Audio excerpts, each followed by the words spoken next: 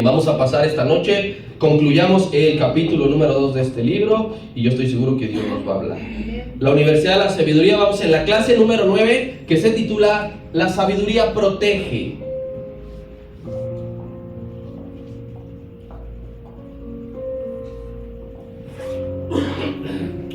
Me va a acompañar por favor con su vista Proverbios 2, desde el 10 hasta terminar, que es hasta el versículo número 22.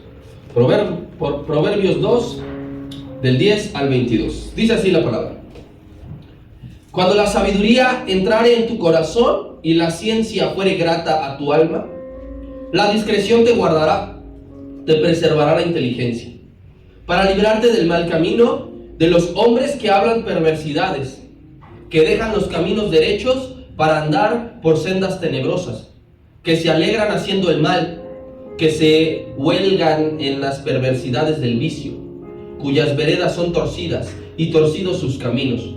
Serás librado de la mujer extraña, de la ajena que halaga con sus palabras, la cual abandona al compañero de su juventud y se olvida del pacto de su Dios. Por lo cual su casa está inclinada a la muerte y sus veredas hacia los muertos. Todos los que a ella se lleguen no volverán, ni seguirán otra vez los senderos de la vida. Así andarás por el camino de los buenos y seguirás las veredas de los justos, porque los rectos habitarán la tierra y los perfectos permanecerán en ella. Mas los impíos serán cortados de la tierra y los prevaricadores serán de ella desarraigados. La sabiduría protege. Todos los seres humanos necesitamos protección, no importa si eres hombre o mujer. Piensa por un momento, algún día fuiste niño y necesitabas que tus padres te protegieran cuando empezaras a caminar, o ya tuviste un hijo y sabes que les llama mucho la atención a lo mejor meter los deditos en los contactos o agarrar los cuchillos porque no saben que corta, o muchas cosas, pero un niño necesita protección, decirle no te acerques allí, no toques la plancha caliente. La ciudadanía en general necesita ser protegida. ¿De qué? De la delincuencia, protegida por parte de las autoridades, de los ampones. Tú tienes una casa. En este país las casas y los vehículos necesitan ser protegidos. A lo mejor tu auto, tu casa tiene doble chapa. A lo mejor tu auto tiene alarma. A lo mejor tienes cámaras. ¿Por qué? Porque necesitan tus propiedades ser protegidas. Del mismo modo, todo hijo de Dios necesita ser protegido de las distintas tentaciones que se van a presentar en la vida. Tú, como eres hijo de Dios, necesitas ser protegido, porque en la vida se van a presentar diferentes tentaciones. Y es por eso que el Señor provee de sabiduría, porque la sabiduría va a ser un escudo. La sabiduría te va a proteger de todo ataque del pecado, no importa qué ataque sea, cómo se llame, la sabiduría te va a proteger. Mira, yo voy a recordarte lo que dice el versículo número 7 de este capítulo 2, lo vimos hace 15 días. Dice, Él provee de sana sabiduría a los rectos, y dice que es escudo a los que caminan como rectamente. Entonces, Dios provee la sabiduría. La sabiduría es como un escudo que te va a proteger del pecado. Vamos por favor a Efesios capítulo 6, verso 16. Si me ayudas por favor, Anita, con las citas. Efesios 6, 16. Este texto tú lo conoces bastante bien. Siguiendo esta línea, esta referencia, dice: sobre todo, después de la lista que dijo, sobre todo toma el escudo de la fe, con que vas a poder apagar todos los dardos de fuego del maligno. Dijimos que uno de los frutos de la sabiduría es que va a dar fe a tu vida. Es exactamente lo mismo. Si tú eres sabio, vas a tener fe, y esa fe es un escudo que servirá como protección para apagar no uno, no unos cuantos, todos los dardos que el enemigo te envíe. Dios protege a su pueblo por medio de la sabiduría. Recuerda que Salomón ha venido desde que iniciamos advirtiéndonos de cuestiones específicas.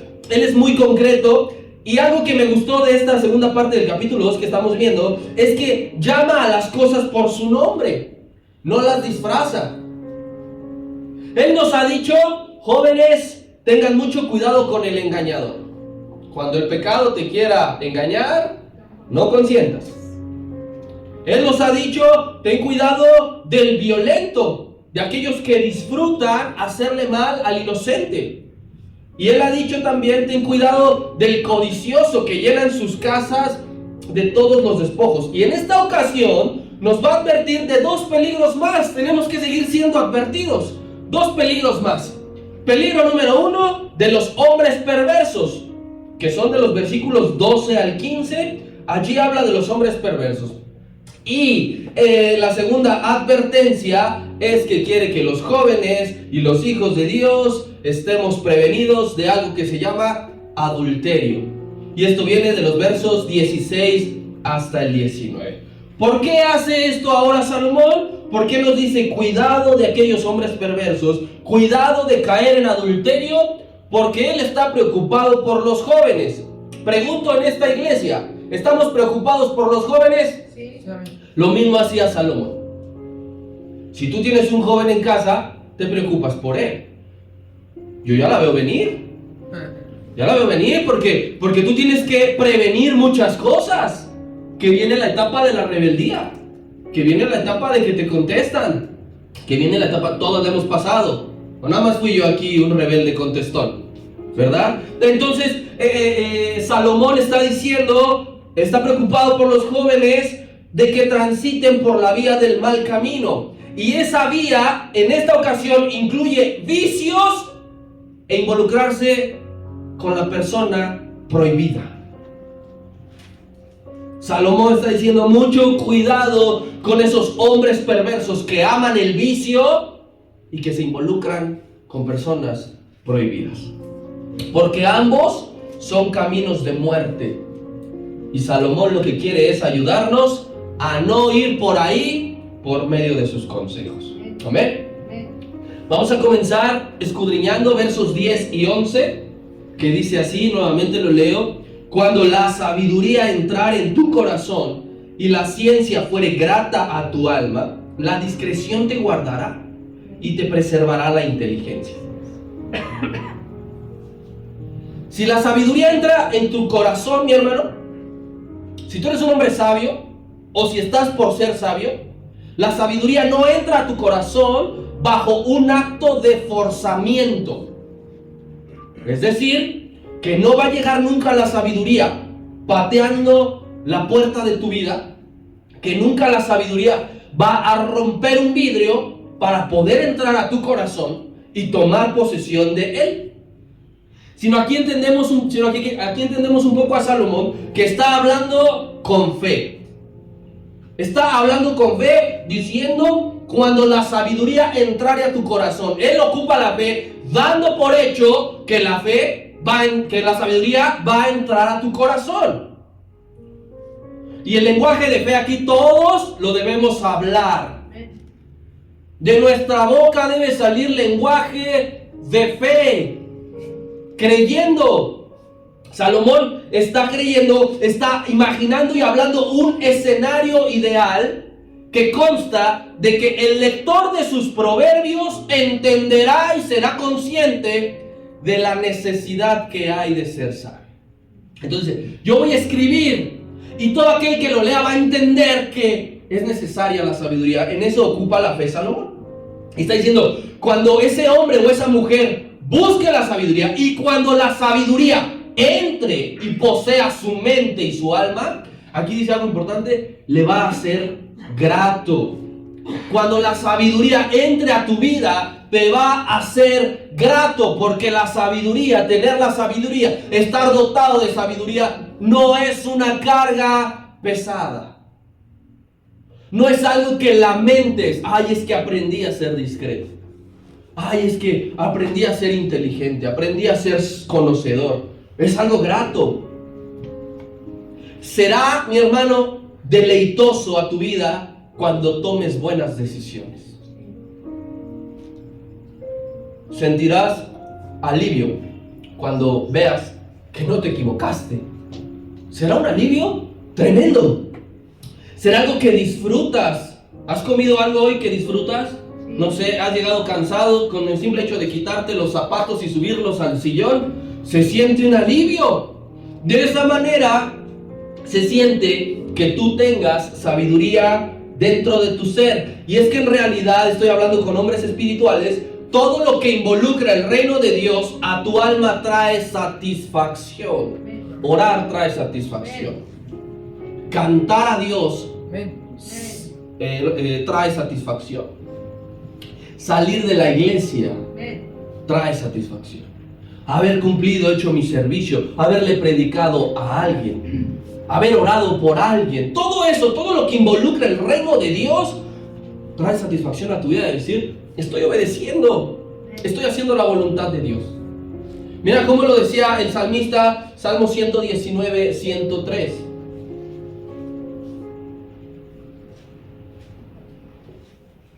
Tiene signos de admiración, que significa que lo está gritando, lo está diciendo con júbilo: cuán dulces son a mi paladar tus palabras, más que la miel a mi boca.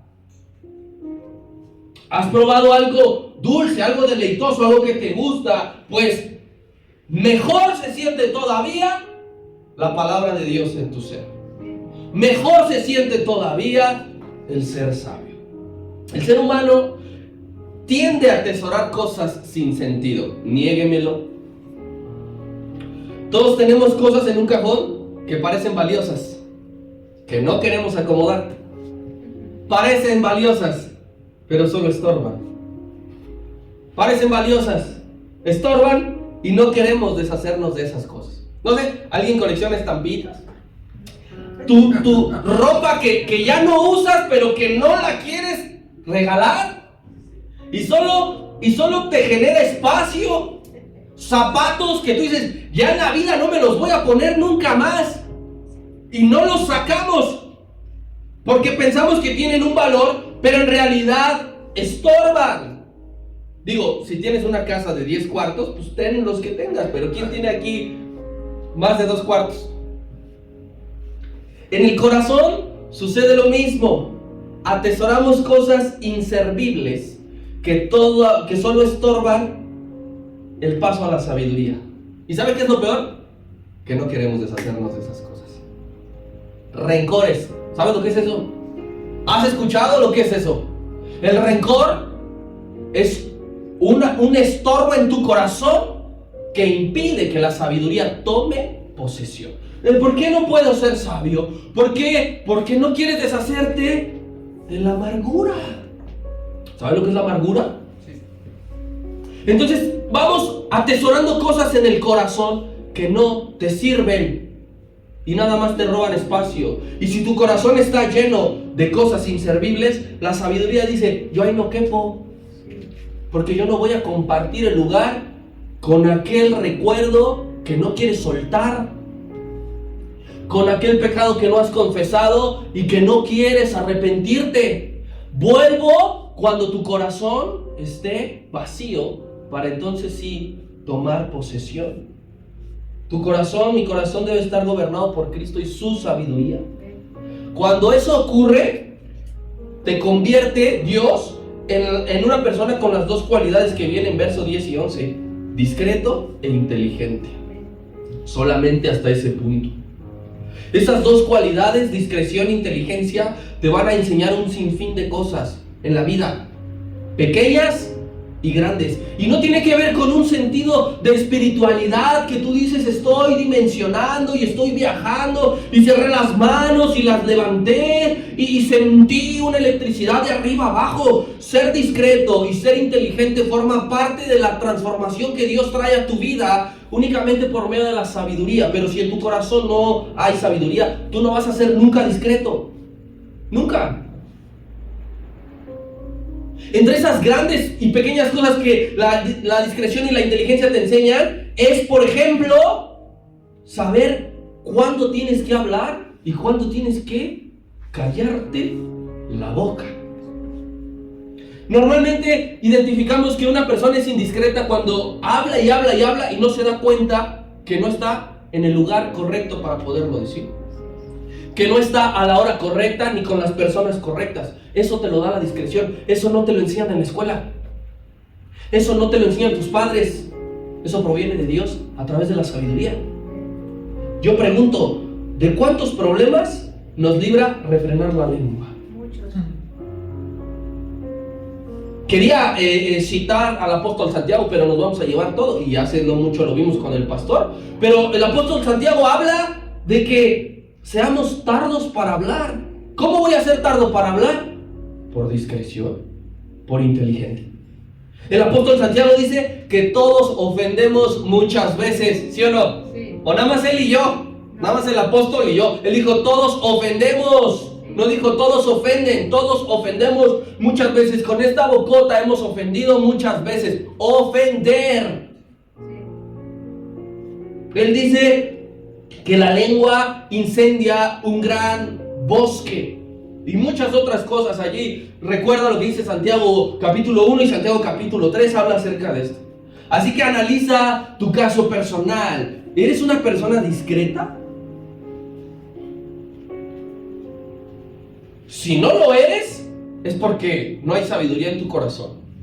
Y si no eres sabio, es porque algo inservible que solo estorba está ocupando el lugar. Les dije en la introducción que la sabiduría te protege de dos de las tentaciones que el mundo te ofrece para destruirte. No para aliarse contigo, no para volverse íntimos, porque dice el apóstol Juan, ¿qué comunión tiene la luz con las tinieblas?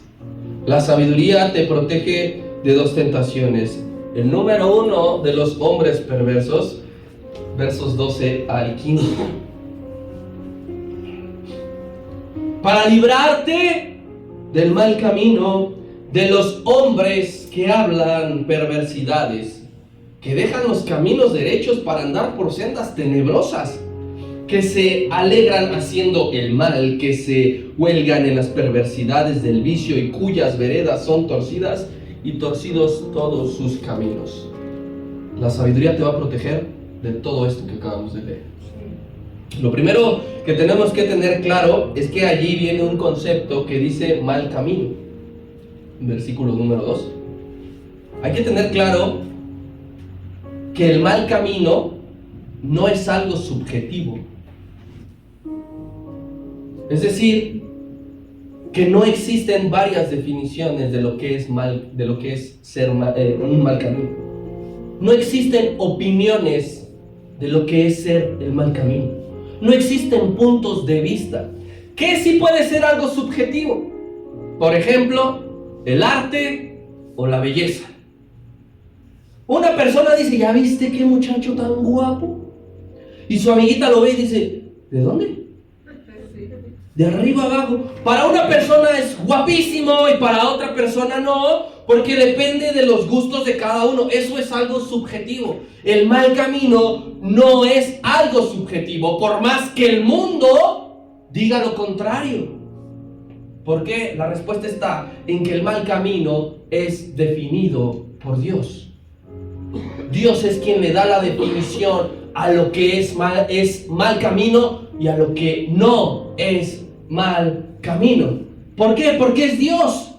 ¿Por qué es Dios quien lo define? Pues porque Él conoce lo que es bueno y lo que es malo. Porque Él conoce las profundidades de tu corazón y el mío, y Él puede decir los caminos del hombre y sus intenciones todas están inclinadas a lo malo. Él define qué es el mal camino. No un filósofo, no el diccionario, no otro libro, no tú. Yo no estoy por mal camino. ¿Según quién? Según tu criterio. Pero para Dios, sí.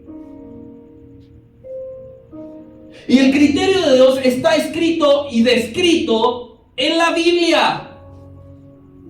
Si tú quieres saber qué es el mal camino, no se lo preguntes a ese flojonazo.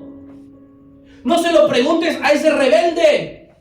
No se lo preguntes a esa persona que no está sometida a ninguna autoridad. No se lo preguntes a esa persona que no se congrega. No se lo preguntes a esa persona que no lee la Biblia. ¿Tú quieres saber qué es el mal camino para Dios? escudriña la palabra, porque Él ya lo dijo, porque Él ya lo determinó. Y esto no es como normas APA, que cada año cambia la versión de sus citas. Esto no es como la Rose, que saca versión tal, versión tal, versión tal. Lo que Dios ha definido como mal camino es desde el principio, y así será hasta el final de los cielos y la tierra. Según estos versículos que leímos del 12 al 15, ¿qué es el mal camino? Te lo traigo resumido. El mal camino es juntarse con personas perversas. El mal camino es escuchar a personas perversas. Parte del mal camino, de lo que Dios concibe como mal camino, es que tú te juntes con alguien perverso y que tú te la pases escuchando a alguien perverso. Dice aquí lo que leímos claramente, que estas personas, estos hombres, andan en malos pasos. Andan en malos pasos. Y tú lo sabes. Y si sabiéndolo te juntas con ellos, eres un insensato. Quizá están robando, por ejemplo. Quizá tu compañero, sabes que tu compañero está estafando a la empresa. Y ahí vas. Y es tu amiguito. Y es tu compañerito. No, yo no lo hago, no, pero estás juntándote con alguien que lo hace. O con el que se salta las clases. No hay que entrar. Son caminos malos. Son caminos perversos. Son consejos de prevaricadores. Y todavía dice, y cuando logran su cometido, porque lo logran, muchos que roban a las empresas, que se saltan clases, que hacen este tipo de cosas, logran hacer sus cosas. No son descubiertos, a veces en mucho tiempo. Y todavía dice Salomón, todavía que lo hacen, se alegran. Lo celebran. Lo celebran, como ahorita que prendí mi celular para ver la hora y vi que Necaxa ya va ganando 2-0 y dentro de mi corazón celebré. Así estos hombres, después de que hicieron sus fechorías, todavía lo celebran. No sienten vergüenza. No sienten vergüenza. Ya había pasado. Y todavía dice algo peor, está diciendo Salomón. Aparte de que se alegran, dice que festejan con vicio. Viene en el versículo 14 que se alegran haciendo el mal y que se huelgan. Eso es festejar en las perversidades ¿del qué? Del vicio. Habla literal del vicio. Así que aquí te va. Y perdónenme, pero no es correcto ser amigo y juntarse de manera muy personal con hombres y mujeres que se drogan. ¿Tú crees que el dinero para la droga se lo dio su mamá? Mamá, dame para drogarme. No es correcto que alguien se junte con aquellos que se emborrachan hasta perder el conocimiento. No es correcto que tú digas, tengo un amigo que fuma, como si el cáncer de pulmón no existiera. ¿Suena extremista? Quizá. Pero ese es el mal camino que Dios ha definido.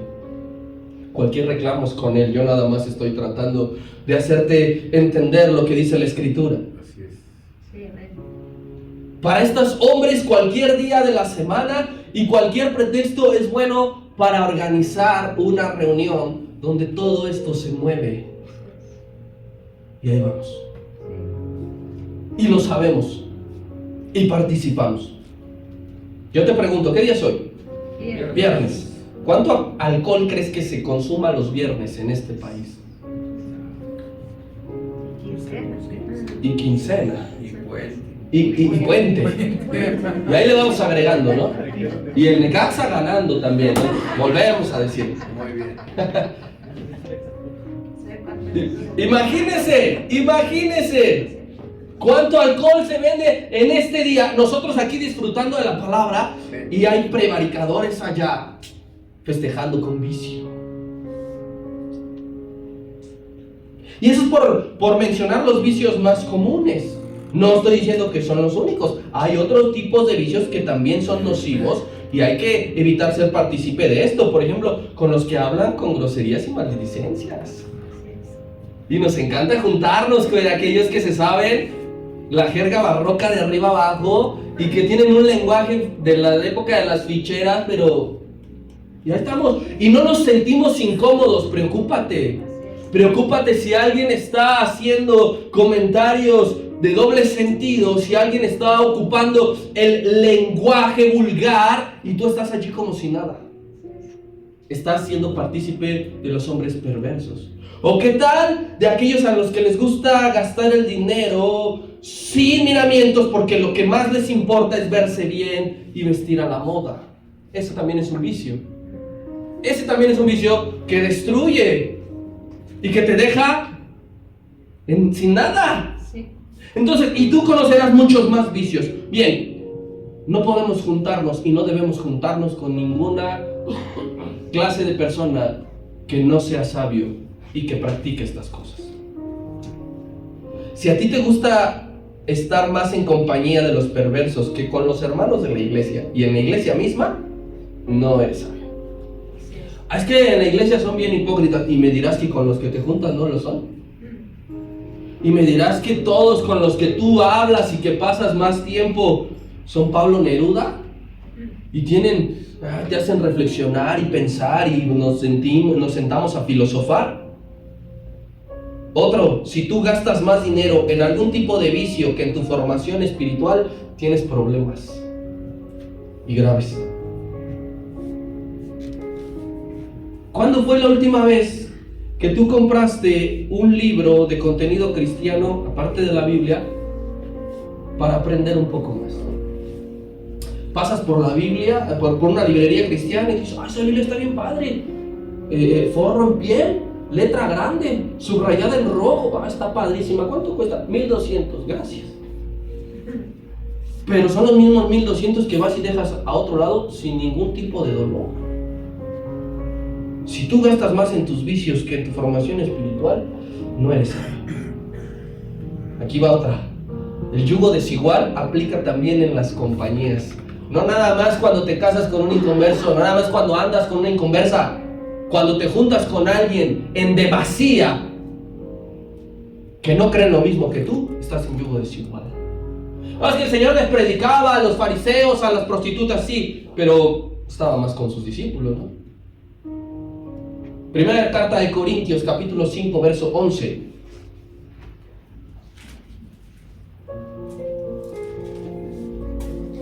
Dice, más bien os escribí, dice aquí el apóstol, no lo digo yo.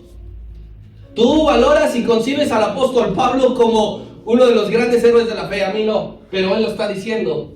Que no os juntéis con ninguno que llamándose hermano fuere fornicario o avaro, o sea que le guste el billete, o idólatra, o maldiciente, o borracho, o ladrón, ni siquiera con él comas. Ay, pero qué grosero el apóstol. Tú decide. Tú decide. Ahora, segunda tentación de la que te va a proteger la sabiduría. La primera, de los hombres perversos. Y la segunda tentación se llama adulterio. Versículo 16 al 19. Serás librado de la mujer extraña, de la ajena que halaga con sus palabras, la cual abandona al compañero de su juventud y se olvida del pacto de su Dios. Por lo cual su casa está inclinada a la muerte y sus veredas hacia los muertos. Todos los que a ella se lleguen no volverán, ni seguirán otra vez los senderos de la vida. Hay mucha referencia en Proverbios sobre el adulterio. Eso es el significado de la referencia que Salomón está diciendo a la mujer extraña y a la mujer ajena, es decir, la que no es tu esposa. En el capítulo número 5 de aquí de Proverbios, cuando lleguemos, lo volverá a mencionar. El capítulo número 6 de Proverbios tiene una sección específicamente llamada Advertencia sobre el adulterio. Mira, porque no te me quedes viendo así. Busca el capítulo 6. No es la primera sección, es la segunda sección. Esa solamente va a venir a la Biblia.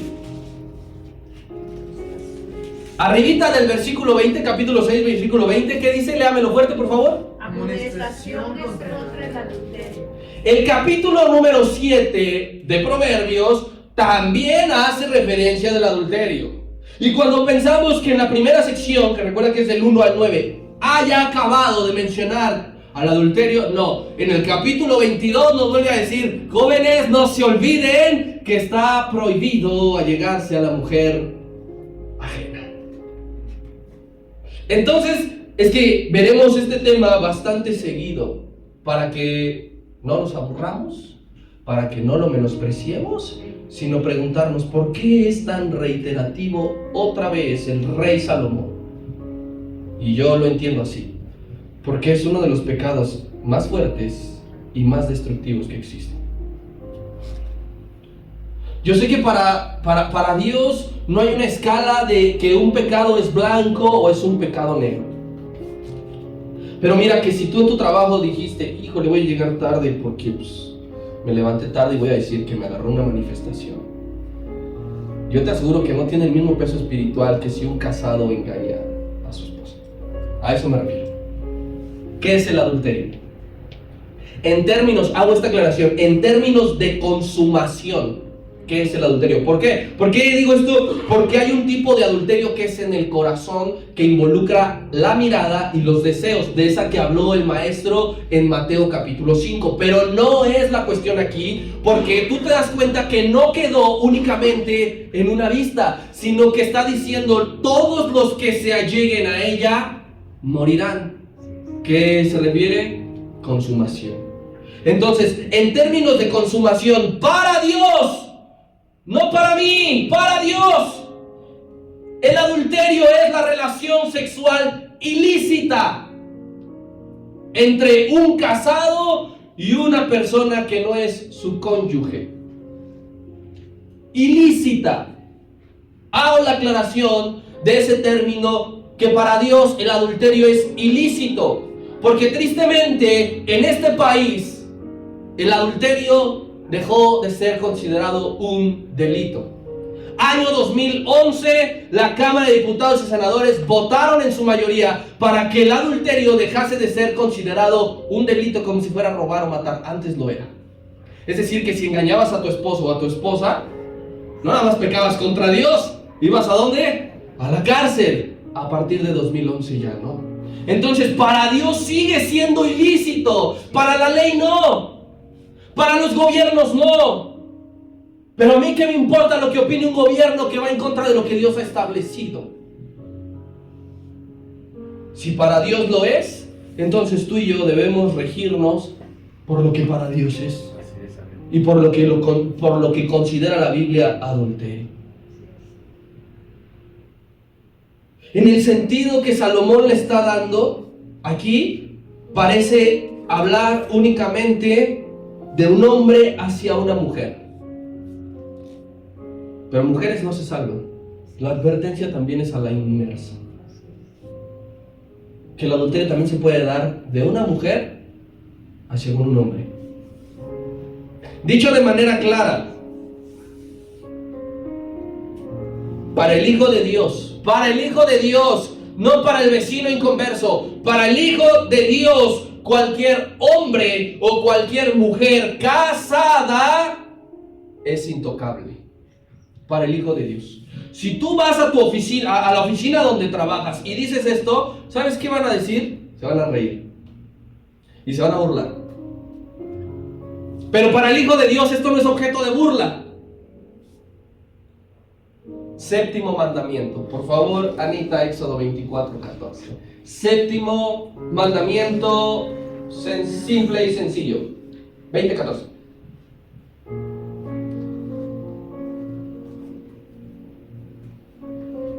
Léanmelo fuerte todos, por favor. no cometerás adulterio. No se necesita mayor explicación.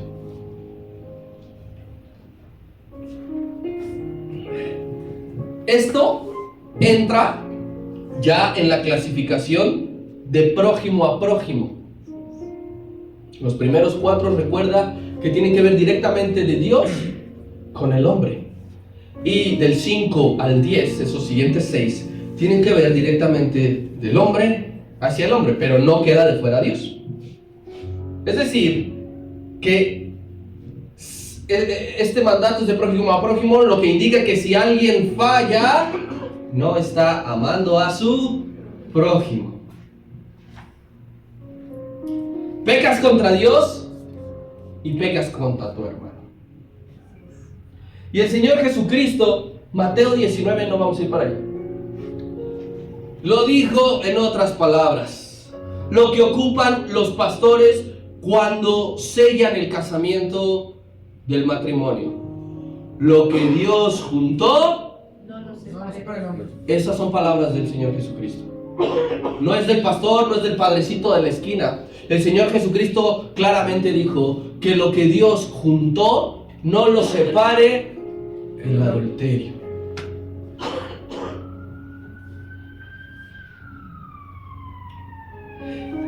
Y fíjate que hay algo bien curioso, porque hay muchos que aquí atacan un poco a Salomón en esta parte. ¿Salomón adulteró?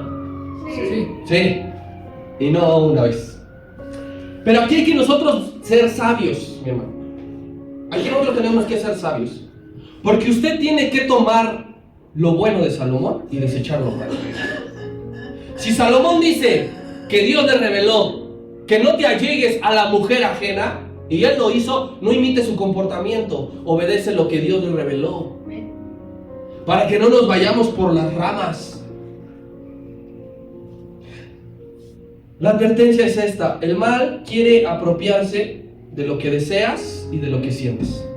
El mal, el enemigo, el diablo, así como la sabiduría desea poseer tu mente y tu corazón, el mal quiere apropiarse de tu máquina que se llama la mente y corazón.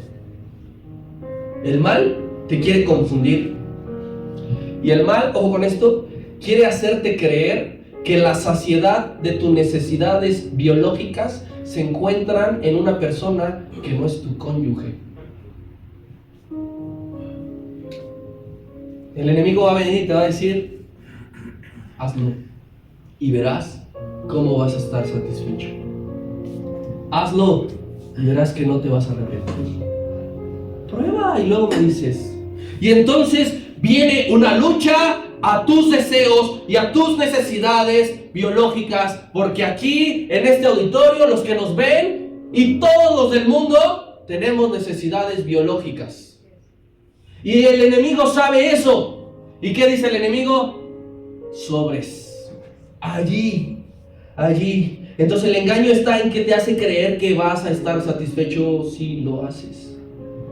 Y usa un arma bien poderosa: la labia, el verbo, las palabras, el halago, la lisonjería.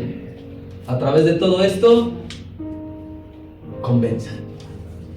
A través de todo esto, los adúlteros convencen.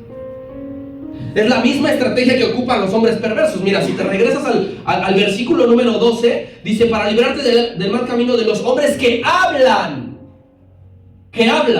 Y ahora si vas al versículo número 16, serás librado de la mujer extraña, de la ajena que halaga con sus palabras, porque la boca es bien influyente sobre aquellas personas que no están bien cimentadas, por aquellas personas que dudan de su fe, por aquellas personas que no son sabias, por aquellas personas que no conocen el reino de Dios. Las palabras son un arma mortal. Por eso tú debes de tomar el escudo de la fe, que va a apagar los dardos llamados halagos.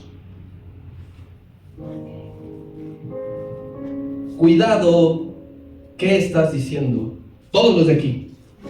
Cuidado, ¿qué estamos diciendo? Segundo, cuidado, ¿qué estamos permitiendo que nos digan? en el trabajo. Hay muchos memes, tú los has visto, aquellos que estamos en redes sociales. Ves un meme que dice, no sé, ahorita tu novia, tu esposa está con alguien así, hay alguien picándole las costillas y todo este tipo de cosas. Es que es real. En el trabajo, en la colonia, cuando tu esposo o tu esposa no te ve, ¿qué estás permitiendo? ¿Qué estás haciendo? Porque por ahí empieza todo. Los adúlteros tienen un plan. ¿Ideado por ellos? No. Sembrado por el diablo. Tienen un plan.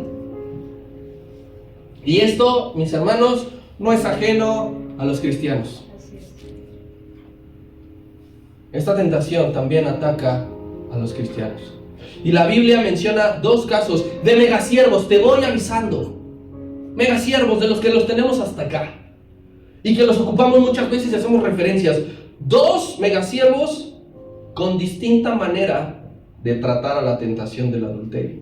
Y 2 maneras distintas de tratarlo. Y por ende, 2 distintos resultados que tuvieron. José y David. Vamos con el primero. Génesis 39, 7 al 10, por favor. Conoces toda la historia, no nos vamos a regresar. Aconteció después de esto, ¿de qué? De que José había sido puesto como encargado de la casa de Potifar. Que la mujer, este detalle es importante, que la mujer de su amo puso sus ojos en José. ¿Por qué crees que puso sus ojos? Dígame rápidamente por qué cree que la mujer puso sus ojos. Guapo, trabajador, joven. Guapo, trabajador y joven. Con esas 3 cosas. Para que prestes atención. Guapo, trabajador, joven. Y no le pidió la hora. No le dijo, tráeme un cafecito. Le dijo, duerme conmigo. Bastante decente aquí, Moisés. El 8. ¿Y él? ¿Qué? ¿Cuál fue su reacción, su respuesta? No, mija. Y dijo a la mujer, he aquí que mi señor no se preocupa, él está chambeando en la oficina y no tiene duda de lo que yo estoy aquí. Y ha puesto en mi mano todo lo que él tiene. Fíjate cómo empezó dándole la explicación del por qué no. ¿Tú crees que la mujer de Potifar era fea?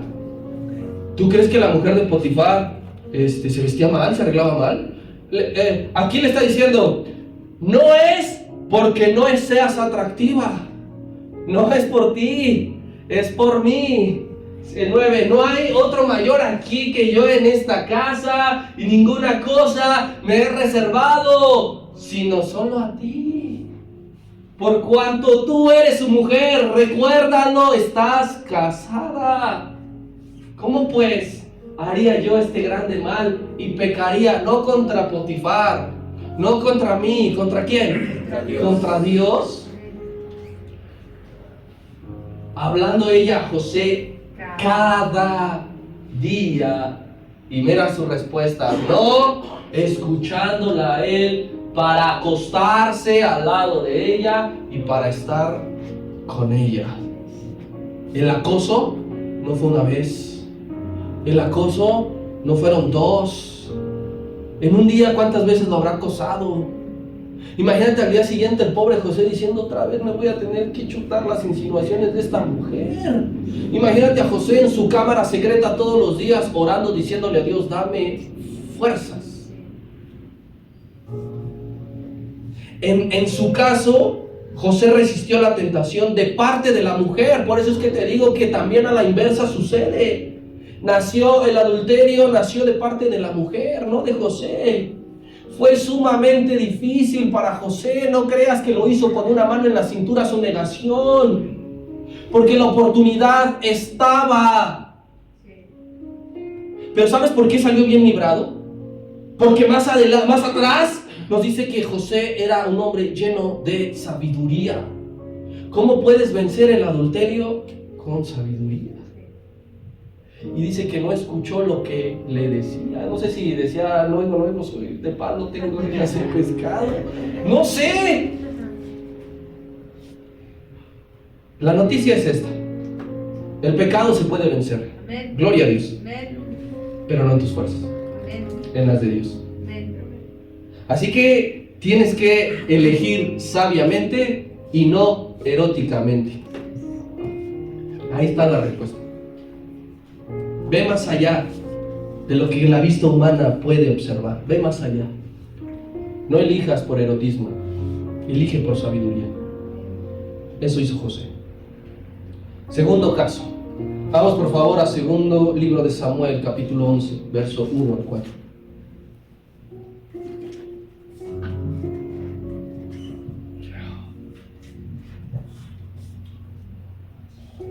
Aconteció al año siguiente, en el tiempo en que salen los reyes a la guerra, que David envió a Joab, y con él a sus siervos y a todo Israel, y destruyeron a los amonitas y sitiaron a Rabá, pero David se quedó en Jerusalén. Versículo 1, todavía no le nacía el adulterio en el corazón a David. Simplemente dijo, esos amonitas están bien chatos y con una mano en la cintura, ¿para qué voy a desgastarme?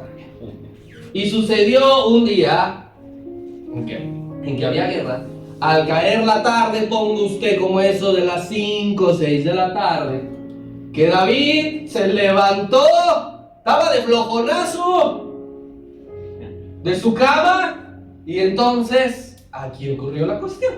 Se paseaba sobre el terrado de la casa real y vio desde el terrado a una mujer que se estaba bañando, la cual era igual que José a la inversa. ¿Cómo? ¿Cómo? Muy hermosa. Y envió David, no tardo ni perezoso, a preguntar cómo se llamaba aquella mujer. Y le dijeron, pues ella es Betsabé, hija de Eliam, mujer de Urías. Aquí se tuvo que detener. Aquí. Porque yo te voy a decir una cosa, mi hermano. Ver resulta casi imposible. Que no lo hagas. Pero cuando tú sabes este segundo paso y aún así decides seguir adelante, lo tuyo ya no es adulterio de vista y de corazón. Le dijeron, es casada, mi rey, tómese un mejoralito. 4. Y envió David mensajeros con flores. ¿Y él qué hizo? Y vino a él la mujer. Y él durmió con ella, consumación. Y luego ella se sintió sucia, se purificó y se volvió a su casa porque sabía que tenía marido. En este caso, la tentación nació de David. Él fue quien planeó todo. Él tramó todo. ¿Por qué? ¿Por qué no se detuvo cuando le dijeron mujer de Urías? Porque estaba embrutecido. Porque eso hace el pecado. El pecado te mantiene en un estado de desconexión con Dios. Todavía no la tocaba y David ya estaba desconectado de la presencia de Dios. Y por eso es que puede consumar lo que planea. Y entonces cuando Salomón dice, imagínate, era el caso de su mamá. ¿Tú crees que no sabía la historia? Cuando dice a ella, todos los que se alleguen a ella morirán. Nosotros vemos que este acto de David trajo juicio a su hogar y a su familia. Porque el adulterio destruye hogares. Mira, versículo 18. Por lo cual su casa está inclinada ¿hacia dónde? Hacia la muerte, y sus veredas ¿hacia qué? Hacia los muertos. La inmoralidad conduce a la destrucción. No sé si tú lo conozcas o lo has escuchado. Pastor Steve Lawson. ¿Lo has escuchado alguna vez? Es uno de los grandes héroes de la fe de Norteamérica. Hace 2 meses lo sorprendieron en adulterio. Llevaba años engañando a su esposa con la secretaria. Años. Lo perdió todo. Lo perdió todo. Quiero recordarte aquí que el placer bíblicamente no es mal visto. Pero hay placeres aceptados por la Biblia y el adulterio no es uno de ellos. La sabiduría va a proteger tu mente de tal manera que va a depositar en tu conciencia que tienes que ser fiel. En tu conciencia. Eso lo va a traer la sabiduría. Aquí. Aquí. Usted y yo no estamos condenados a caer. No fuimos diseñados para caer. Pero necesitas sabiduría. Sin sabiduría, tu destino será caer una y otra vez. Es que esto no se trata de que tú en oración le pidas perdón a Dios y listo. Esto se trata de que le pidas perdón a Dios y clames por sabiduría. Porque si no, otra vez y otra vez. Y así te puedes llevar toda la vida. Debes de aborrecer todo lo que te aleja de Dios. Porque nadie lo va a aborrecer por ti. Así como nadie va a ser sabio por ti, nadie va a aborrecer lo que no está bien por ti. Es que yo vengo aquí en representación de mi hijo, que yo aborrezco el pecado por mí y por él. Tú tienes que crecer espiritualmente y decir, esto no.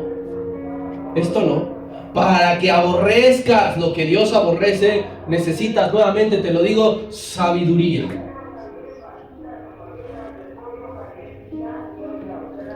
La sabiduría te va a resguardar de la seducción de los perversos. Los perversos van a venir a seducirte. La sabiduría hará que te alejes de toda clase de personas que pueden serte de tropiezo.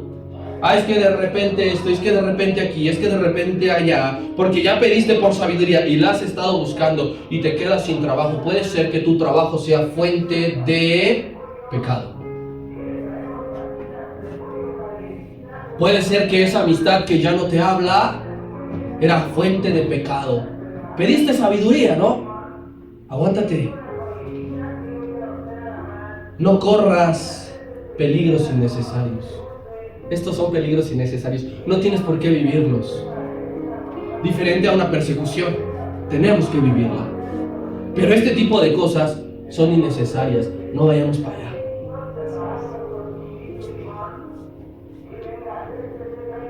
Los peligros innecesarios son dirigidos por la ignorancia y el desconocimiento. No sabes qué hay del otro lado y quieres ir a ver qué hay. Y cuando vas y ves qué hay, ¿qué crees? Ya no hay vuelta. Ya no regresas. Mejor demos lugar a la sabiduría en nuestro corazón y siempre va a haber alguien quien te proteja. Siempre va a haber alguien quien te resguarde. Dice que el ángel de Jehová acampa alrededor de los que le temen.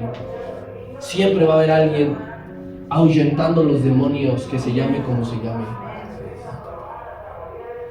Se puede combatir la corrupción del pecado desde nuestra vida cotidiana, hermanos.